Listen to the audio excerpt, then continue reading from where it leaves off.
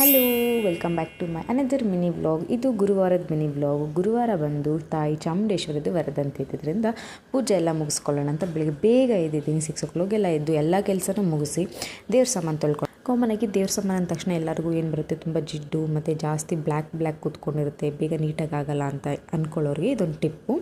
So ನೀವು clean ಮಾಡ್ಕೋತಿರಲ್ಲ ದೇವ್ರ ಸಾಮಾನು ವಾಶ್ ಮಾಡ್ಕೊಳ್ಳುವಾಗ, ಅದ್ರ ಜೊತೆ ರಂಗೋಲಿ ಪುಡಿ ಅಥವಾ ಪೀತಾಂಬರ ಪುಡಿನ ಹುಣ್ಸೆಹಣ್ಣು ಜೊತೆ ಮಿಕ್ಸ್ ಮಾಡಿಕೊಂಡು ವಾಶ್ ಮಾಡಿ ನೋಡಿ, ತುಂಬ ನೀಟಾಗಿ ಕ್ಲೀನ್ ಆಗುತ್ತೆ ದೇವ್ರ ಸಾಮಾನು. ಅದರಲ್ಲೂ ಬೆಳ್ಳಿ ಸಾಮಾನು ಮತ್ತು ತಾಮ್ರದ ಐಟಮ್ಗಂತೂ ತುಂಬ ನೀಟಾಗಿ ಲೈಟಾಗಿ ಕ್ಲೀನ್ ಆಗುತ್ತೆ. ಈ ಥರ ಸ್ಪೆಷಲ್ ಡೇ ದಿನ ಅಥವಾ ವಾರಗಳ ದಿನ ಈ ಥರ ಬೇಗ ಪೂಜೆ ಮಾಡೋದ್ರಿಂದ ಮನೇಲಿ ಏನೋ ಒಂಥರ ಪಾಸಿಟಿವ್ ವೈಬು, ತುಂಬ ಚೆನ್ನಾಗಿರುತ್ತೆ ಕೂಡ. ಡೇ ಪೂರ್ತಿ ಒಂದು ಒಳ್ಳೆ ಎನರ್ಜಿ ಇರುತ್ತೆ ನಮ್ಮ ಜೊತೆ ಅನ್ನೋ ಥರ ಫೀಲ್ ಆಗುತ್ತೆ. ನನಗೆ ತುಂಬ ಪರ್ಸ್ನಲಾಗಿ ಇಷ್ಟ ಆಗುತ್ತೆ ಈ ರೀತಿ. ಸೊ ಹಾಗಾಗಿ ಎಲ್ಲ ಬೇಗ ಮನೇಲಿ ಪೂಜೆ ಮುಗಿಸಿ ಡ್ಯೂಟಿಗೆ ಹೋದ್ವಿ. ದೇವಸ್ಥಾನಕ್ಕೆ ಸಂಜೆ ಬಂದು ಹೋಗೋಣ ಅಂತ ಸಂಜೆ ಹೋಗಿದ್ದೀವಿ. ಗುರುವಾರ ಆಗಿರೋದ್ರಿಂದ ಸಾಯಿಬಾಬಾ ವಾರ ಕೂಡ. ಸೊ ಸಾಯಿಬಾಬಾಗೆ ಮಹಾಮಂಗಳಾರತಿ ಮಾಡ್ತಾಯಿದ್ರು. ಅಲ್ಲೇ ಕೂತಿದ್ದು ಪೂಜೆ ಮಾಡಿಕೊಂಡು ದರ್ಶನ ಮುಗಿಸ್ಕೊಂಡು ಎಲ್ಲ ಬೇಡ್ಕೊಂಡು ನಮ್ಮ ಆಸೆಗಳನ್ನೆಲ್ಲ ಈಡೇರಿಸೋ ಬೇಗ ಅಂತೇಳಿ ಈ ನನ್ನ ವ್ಲಾಗ್ನ ಎಂಡ್ ಮಾಡ್ತಾಯಿದ್ದೀನಿ. ಈ ನನ್ನ ಪುಟ್ಟ ಮಿನಿ ವ್ಲಾಗ್ ಸ್ವಲ್ಪನಾದರೂ ಇಷ್ಟ ಆಗಿದರೆ ಲೈಕ್ ಮಾಡಿ, ಶೇರ್ ಮಾಡಿ, ಸಬ್ಸ್ಕ್ರೈಬ್ ಮಾಡ್ಕೊಳ್ಳಿ, ಫಾಲೋ ಮಾಡಿ.